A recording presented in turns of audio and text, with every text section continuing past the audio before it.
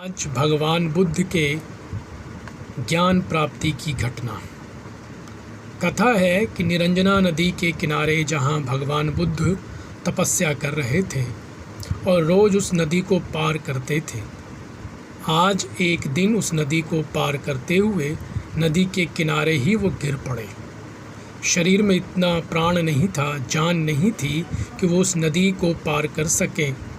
नदी के किनारे एक वृक्ष को पकड़कर वो खड़े हो गए और तत्क्षण उनके दिमाग में यह बात आई कि मैं इस नदी को पार नहीं कर सकता हूँ, जो कि सूखी है और छोटी भी है, तो मैं इस शरीर के माध्यम से भव सागर को कैसे प्राप्त करूँगा।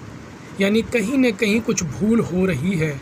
इस शरीर में इतनी भी ताकत नहीं है, शक्ति नहीं है। बस उन्हें अपनी भूल का ध्यान हो गया और जो 6 सालों से जो वो तपस्या कर रहे थे, कभी भूखे रहकर, कभी धुआं पीकर, कभी उल्टे लटक कर, कभी सोते हुए, कभी ये कभी वो, उन्हें अपनी भूल का एहसास हो गया कि नहीं, ये अति हो गया। और यहाँ तक कि वो एक चावल के दाने पर जीवन जी रहे थे। शरीर में प्राण शक्ति कैसे रहेगी, ये उन्हें समझ में बात आ गई। चाहत उनकी ख़त्म हो गई कि ये करूं, वो करूं, ऐसे करूं, वैसे करूं। और उस रात कहते हैं कि बुद्ध बहुत चैन से सोए। क्यों?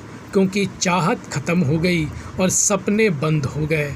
बहुत ही गहरी नींद आई, क्योंकि सपने जब तक आएंगे आपको गहरी नींद नहीं आ सकती है। बुद्ध की चाहत धन की और पद की तो पहले ही ख़त्म हो गई थी, लेकिन अब एक चाहत रह गई थी कि मोक्ष पाऊँ, मोक्ष पाऊँ।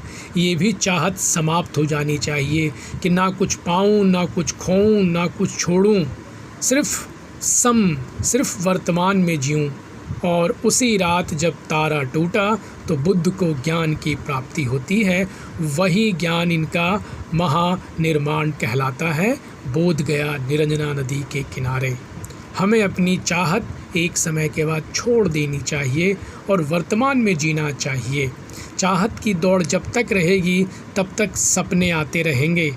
आज वर्तमान में जो हमें मानसिक परेशानी है, उसके मूल में यही कारण है कि हम पूरे दिन चाहत में फंसे रहते हैं कि ये करूं, वो करूं, ऐसे करूं, वैसे करूं, और हमने गहरी निंद्रा को खो दिया है। पूरी दुनिया तो पहले ही चकाचौंध में फंस गई है और अब भारतवर्ष भी फंसा जा रहा है।